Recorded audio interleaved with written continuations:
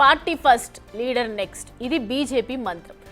ఎంతటి వారైనా సరే తప్పించడంలో వెనకాడదు. పైగా ఎన్నికల సమయంలో ఊహలకు అందని డిసిషన్స్ ఉంటాయి. హర్యానా అసెంబ్లీ ఎన్నికల ముందు ఏం జరిగిందో చూసాం. ఏకంగా సీఎం ఖట్టర్ను తప్పించింది. ఇప్పుడు తమిళనాట కూడా దాదాపు అదే ఫార్ములాను ఫాలో అయ్యింది బీజేపీ. ఫైర్ బ్రాండ్ అన్నామలైని తప్పించి ఎమ్మెల్యే నాగేంద్రన్కు పార్టీ పగ్గాలు అప్పగించింది.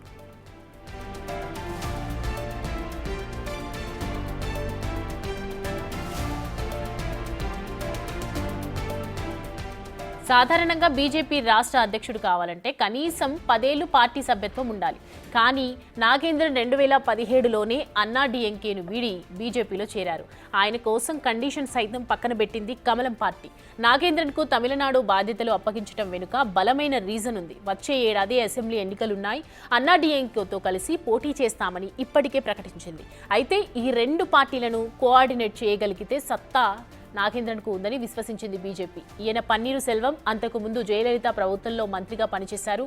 ఎన్నికల స్ట్రాటజీలను అమలు చేయడంలోనూ దిట్ట, పైగా వివాదరహితుడు. దాంతో నాగేంద్రన్ను ఎంపిక చేసింది.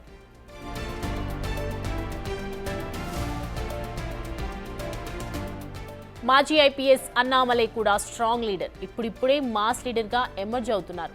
డీఎంకే ప్రభుత్వంపై అలుపెరుగని పోరాటం చేస్తున్నారు. నిత్యం ఏదో ఒక కార్యక్రమం చేస్తూ పార్టీ కేడర్లో జోష్ నింపుతున్నారు. అన్నామలై దూకుడు పార్టీలో కొందరికి నచ్చటం లేదు. ముఖ్యంగా మాజీ గవర్నర్ తమిళసైతో అన్నామలైకి పడలేదు. వీరిద్దరి మధ్య ఆధిపత్య పోరు పీక్కు చేరింది. లోక్సభలో వీరిద్దరూ ఓడిపోవటమే కాదు, పార్టీ పెర్ఫార్మెన్స్ పెద్దగా లేదు. దాంతో అమిత్ షా రంగంలోకి దిగి ఇద్దరికి వార్నింగ్ ఇచ్చారు. చంద్రబాబు ప్రమాణ స్వీకారం సభ వేదికపైనే తమిళసైతో ఆయన సీరియస్గా మాట్లాడారు.